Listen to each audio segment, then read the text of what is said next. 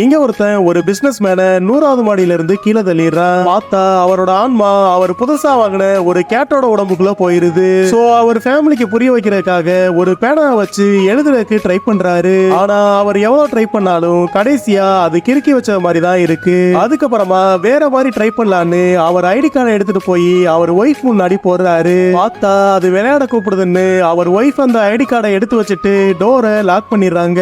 அடுத்த நாள் அவருக்கு வச்ச சாப்பாடு பிடிக்காம அவர் சாப்பிடாமலே இருக்காரு. சோ செக் பண்றதுக்காக அந்த கேட்ட வாங்கின பெட் ஷாப்போட ஓனரை வர வைக்கிறாங்க.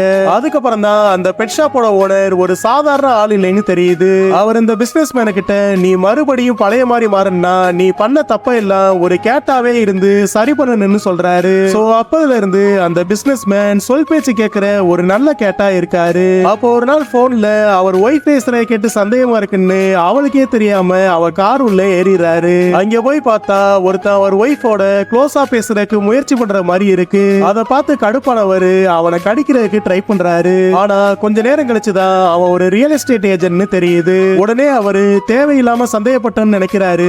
ஆனா அதுக்கப்புறம் தான் முக்கியமான பிரச்சனையே வெளியே வருது. அவர் எப்ப பார்த்தாலும் பிசினஸ்னே இருந்து ஃபேமிலியோட டைமே ஸ்பெண்ட் பண்ணாதனால அவர் ஒய்ஃப் அவரை டைவர்ஸ் பண்ண போறதா பேசிட்டு இருக்காங்க. அப்பதான் அவருக்கு இத்தனை நாளா அவர் பண்ண தப்பு என்னன்னே புரியுது.